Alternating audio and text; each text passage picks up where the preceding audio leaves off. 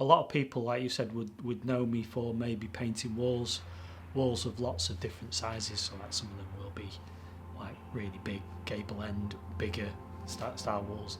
But then like the work you see at the studio is often, it varies in size, but I more often than not can paint at a size which is about 15 centimetres by 20 centimetres, which is pretty small for a painting really.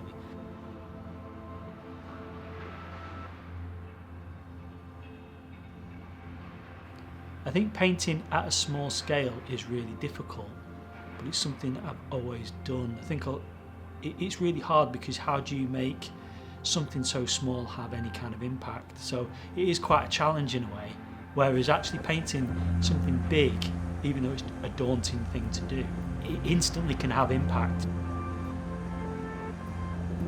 I think for me it was always, you'd always see it on the railway, you'd always see it in the street, and I love that kind of graphic nature that you had with graffiti. So then, when I'm talking about graffiti, I'm probably talking about like two-colour graffiti, so you know what we'd call a dub, you know, or a throw-up sometimes is what it's called. It's kind of inherent within you in a way, I don't know, so it's from all the things that you've been influenced by. And I think, you know, a lot of 60s graphic design and architecture definitely feeds into it, but then you throw in comics and cartoons, you know, growing up in that kind of 80s cartoon culture, and fashion, and everything feeds in. But then you've also got that influence from the fine arts, you know, from doing an art degree, from looking at contemporary art, and so when all that goes into the melting pot, what comes out is, I suppose, what you see. Without wanting to use graphic over and over, I think that's the real key word really, is there's a graphic element to what I do, and it's about, maybe in a certain way, it's about reducing images into simpler forms.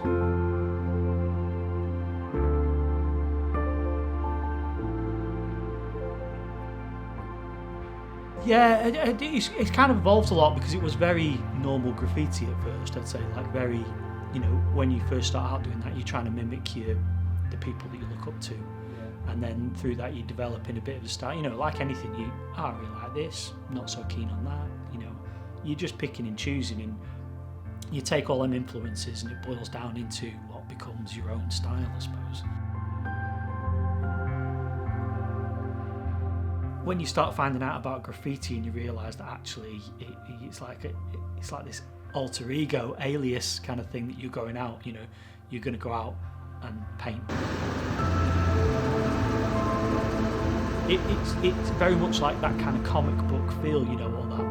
Just recreate what you want to do. You know, you turn yourself into this kind of artist that specialises in, I don't know, whatever it is. It's like an alter ego again.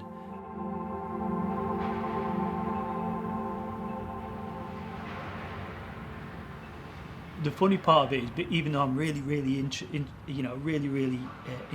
graffiti, and I've always been around graffiti artists and things, it's I've always felt like I'm a little bit on the outside, and more like the, you know, dip too far into the art side of things, you know, of contemporary art. But because of that, I don't think I was ever really like a proper graffiti artist. I was always dabbling and kind of enjoying the art form as it was, but realising that I also had this other side where I really wanted to do, you know, bring more painting into it.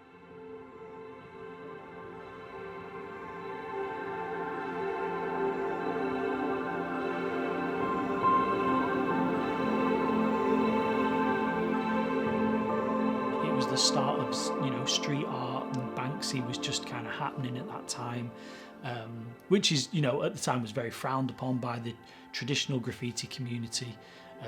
You know, it's all about like kind of freehand spray painting, but that kind of street art kind of changed up the rules a lot more, and people were doing paste ups and stickers, and you know, it was like anything goes. Actually just paint in the street, paint pictures, doesn't have to be graffiti, and so you had graffiti living alongside these alternative artworks within the street. Now that was really interesting, you know, it became a bit more like the rules had kind of been broken away and it opened up a bit more. My friend had travelled around all over the place kind of painting these, you know, different spots.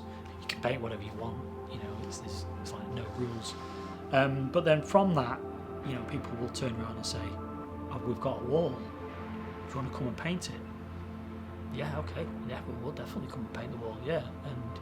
And then it was like, I can pay you some money to paint this wall. Really? And before you know it was like, we'll pay for your paint, we'll pay for your hotel, you know, and that's what we end up doing. And now, like, you know, there's like almost like a whole circuit of artists, it's like an amazing community who just go around just painting murals, which is a really great thing to do.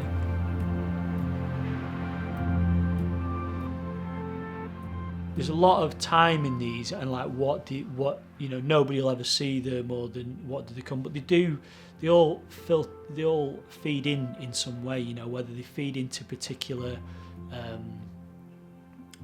by developing a particular style, or they allow you to figure an aspect out of something that's, you know, that's troubling you. It's a way of maybe limiting mistakes, I think, is a good way of putting it. It's actually like my favourite place to go to, I think. So the thing with cycling is it's so intrinsically linked to the landscape. And that's part of it, I think. And that's why I'm so interested in kind of journeys as a whole, and the way that people go through, you know, the journey as in literal journey and metaphorical journey. You know, everyone's on that kind of journey, aren't they? So, and I think that's